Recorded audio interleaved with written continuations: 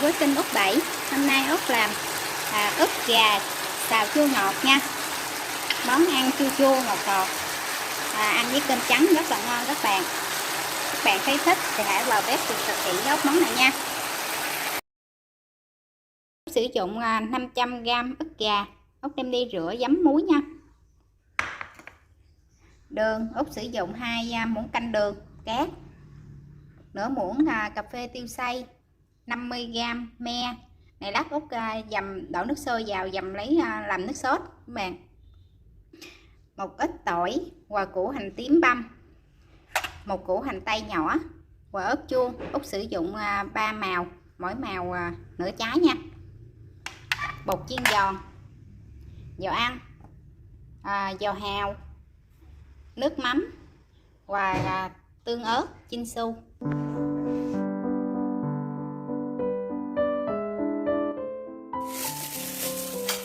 Gà thì Út sắp vuông nha. Này Út rửa giấm muối và Út bỏ vào cái gỗ á, cho nó réo nước.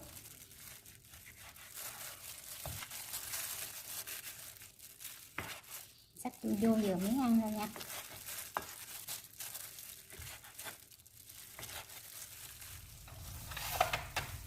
Sau khi cắt thịt xong thì Út cho cái phần tiêu vào nha. Một tí xíu đường,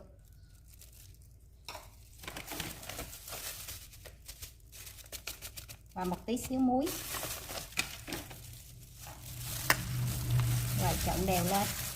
Cho một muỗng cà phê dầu ăn nha, để giúp cho cái thịt gà của mình nó được mềm, nó không có bị khô các bạn. Và Út cho một chén nước sôi vào cái me, mình để ở đây nha, cho nó me nó nở. Và Út cho cái bột này vào một cái dĩa, mình cho khoảng chừng 3-4 muỗng canh thôi. Khi nào mình lăn đủ thì mình kia nha. Mình đổ ra nhiều quá nó sẽ bị hư á các bạn, mình xài không hết, bỏ hụt. Giờ Út lăn cái phần ức gà này nha. Mình thích ăn dày thì mình để ra lăn cho dày chút.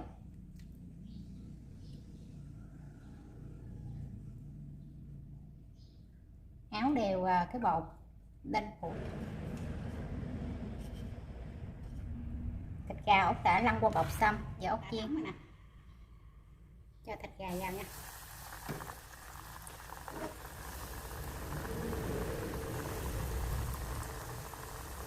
Mình chiên bằng cái nồi thì nó tiết kiệm được dầu nè, nó không có bị văng mỡ lên nữa các bạn. Để lại cái dầu ăn của mình nó chiên đi chiên lại cũng không tốt. Cục này chín rồi nha, không rớt ra.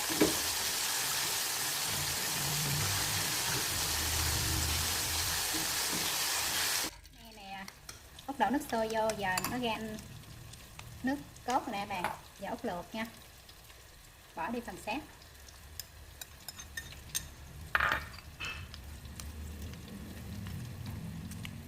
Lấy cái phần nước của me thôi nha.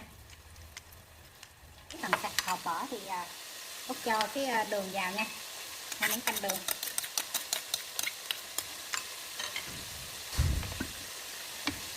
muỗng canh dầu hào,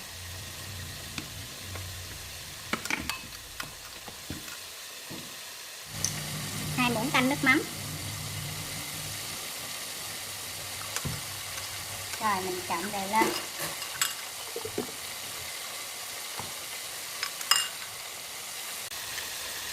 Phần ớt này, tương ớt mình ăn cay được thì mình bỏ nhiều nha.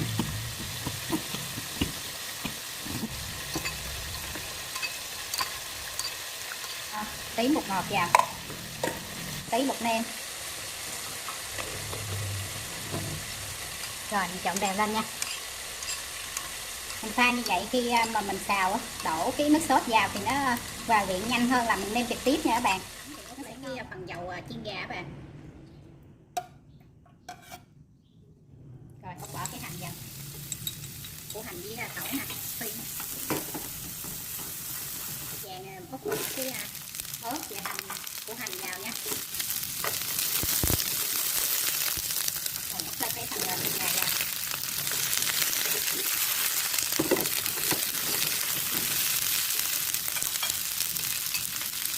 đó cho cái phần nước sốt vào đó.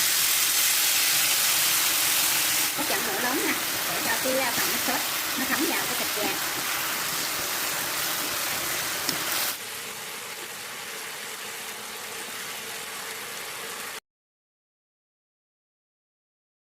Cho một tí mè vào.